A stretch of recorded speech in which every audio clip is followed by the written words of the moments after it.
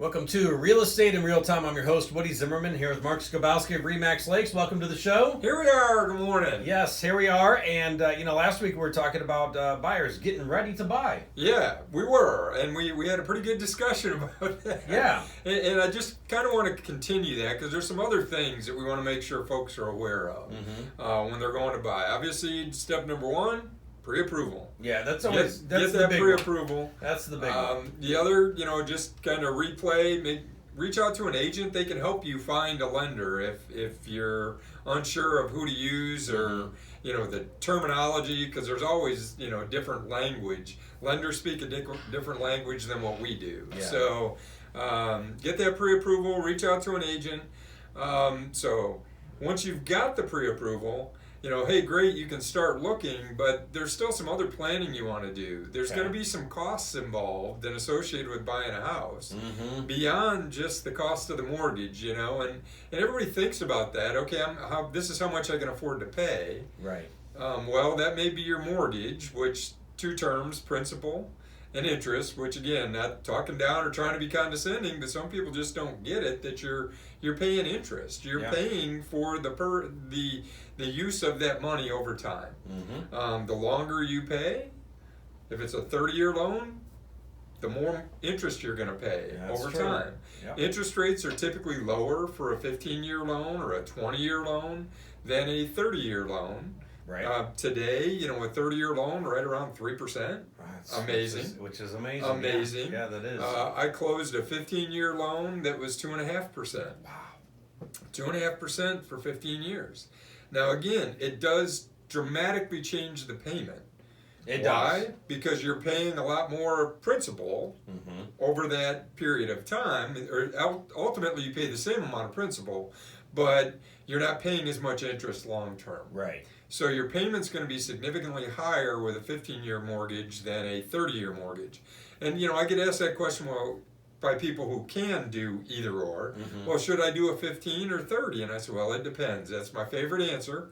And with that, do you want to be tied to the payment or not? Because again, with a 15-year payment, it's going to be a lot more money monthly. Right. So your commitment is significantly higher on a 15 than a 30. Sure. With a 30, you can always pay additional principal. You pay additional principal, right, and it pays that loan off faster. So a 30-year mortgage, if you pay ahead, you might get it down to a 25. Right. But that's a personal decision, and when you talk to a lender, that's an important piece. Talk to them about, hey, what can we afford, not only monthly, principal and interest, but the hidden costs, the things that we don't always think about, are if you don't have 20% equity, meaning you're not putting 20% down payment, is you're going to pay mortgage insurance on any loan. Right. Any loan. They're going to call it something different. On a VA loan, there's a funding fee up front. You pay it up front. With an FHA, you pay something. I don't know what it's called, but it's something. There are additional costs that are similar to mortgage insurance associated with any loan that you don't pay 20% down on. I've paid it. I've lived it. I mean, I think we all have, especially just starting out. Right. You don't have 20% down all the time to put down on that mortgage, because this is normally the biggest expense of your lifetime. Yeah, absolutely, and it's a big cost. And if you think about it, so you're buying a $100,000 house, that's $20,000 you need to have to put down. Right. Now, again, I'm not saying you have to have 20% down to buy a house, because I get that question.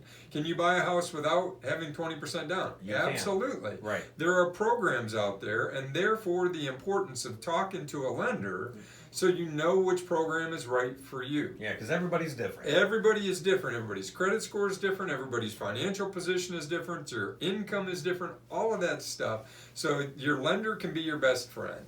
So it's not only the down payment, or even if you're doing 100% down, there are still some costs associated with closing a loan. Closing costs. Yes. Closing costs, right? And like I tell most buyers, if you're going to have inspections, and again, it's entirely up to you, depending on the type of loan you do, that will drive some of the inspections that you have. But closing costs are generally in our marketplace between $3,500 and $4,500. What does that include? The cost of an appraisal, Again, these are just financing costs. It's not anything other than that. So, can include your appraisal. Yeah. Title work on the buyer's side, Mm-hmm. because you have lender's title policy. You can have property taxes. Now, the seller, the way it is now, the seller is going to pay those for you getting to closing, but they're going to be added to your payment once you own the house, right? So when you run those online mortgage calculators, they always ask, what are your property taxes going to be?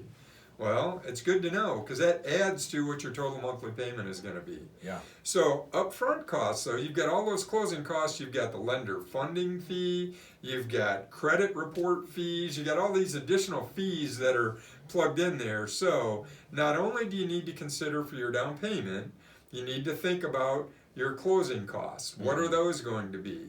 And after the break, we'll talk about inspection costs, because those are another cost you need to have money set aside for. All right, we're going to talk more about that. You're listening to Real Estate in Real Time.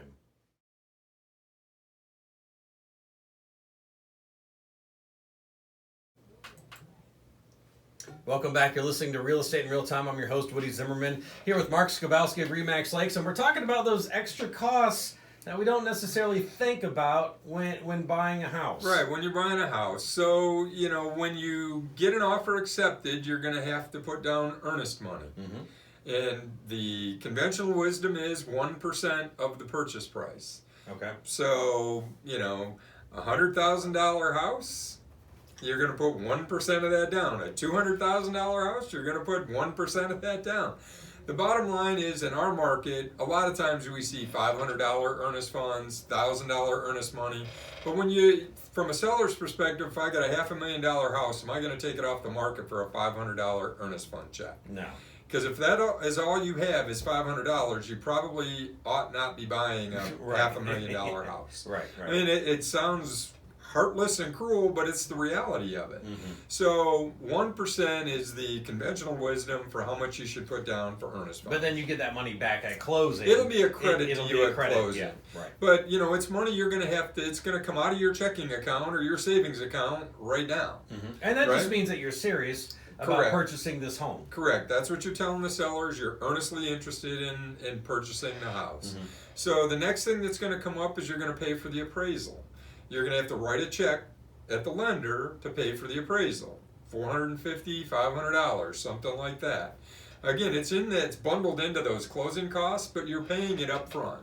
You're paying it now. But the buyer is paying for the appraisal. Correct. Even if you've negotiated those seller paying your closing costs, Okay. they pay them at the end. Okay. These are upfront costs. These are things you're going to write the checks for today, and you're going to get credit for them at closing. Does that make sense? I mean, it makes sense. What if the house was recently appraised? Do you still have to pay for that appraisal? you do, because your lender has to order the appraisal for you. Okay. That 99% of the time, you're not going to be able to use an old appraisal, even though the seller says, I just had it appraised and here's what it's worth. Yeah. Your lender is going to order the appraisal for you. Because they want proof of that, an accurate, up-to-date appraisal. Up-to-date, and it needs to be unbiased and independent. Yeah. And that's where the appraiser comes in. Okay. So we talked about the 1% earnest money. We talked about having the cash for the appraisal. Inspections. You can spend as little or as much as you want on inspections. Now, I always say this is the best spent money ever. Yeah, it's you're only in the house a short period of time when you're looking at it. Yeah. You're paying an independent third party to go in and evaluate the house on your behalf. That's what the purpose of the whole house inspection is. It's based on square footage, at least most of the inspectors do. Figure between $400 and $500 to get a whole house inspection. So the numbers are adding up, right? They are, yeah. So 1% for earnest funds, $500 for an appraisal, $500 at a minimum for a whole house inspection. A water test, you can spend as little as $100. You can spend as much as $300. Some financing types require the more intensive water test if it's on a well. The good news is if it's on city water and city sewer, not many inspections that you need for most lenders. Right? Because they're looking at water and or septic is the two things that they're thinking about. So to summarize the inspection cost, roughly $500 for a whole house inspection. Radon is about $150. Septic is around $300 plus or minus. Pest inspection is around $100, $150. You've got water tests, $300. So figure between $1,000 and $1,500 for inspections. Wow. And those are your choice to do those or not. Again, though, I will say it's the best spent money.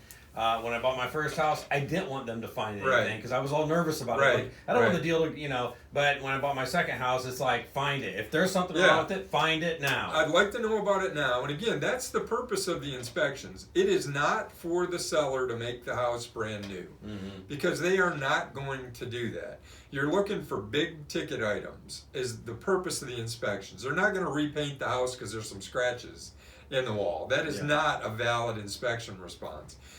Ungrounded outlets, safety conditions are the biggies. When I say ungrounded outlets, if you're buying a house that was built in 1900, the likelihood of that wiring having been replaced and having grounded outlets is probably pretty slim. Now, it could have been, but the fact is the seller just can't have 3-prong outlets if it's ungrounded.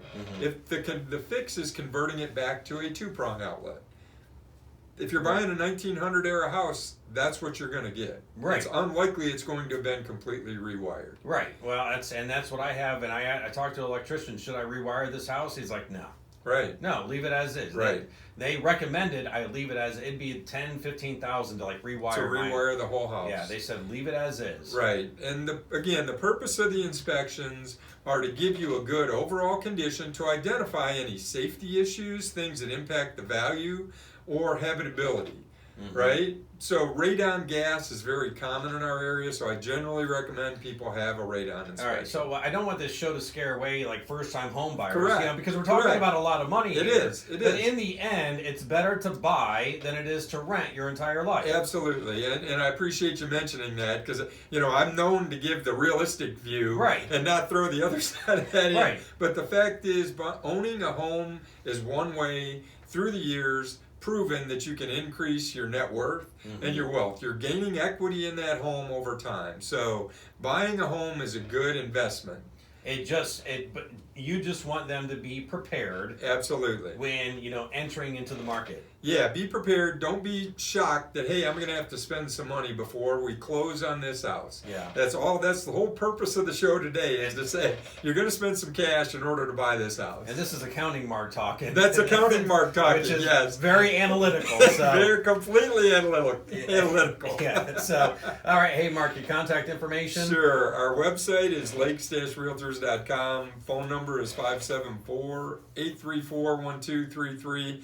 We've gotten into the habit of posting these things to YouTube, so you can go out there and search real estate in real time, see how goofy we look in the morning. So. All right, and definitely hook up or get in touch with Mark because you know the market. I mean, you know the local market. So get in touch with Mark. You've been listening to Real Estate in Real Time. Have yourself a wonderful weekend.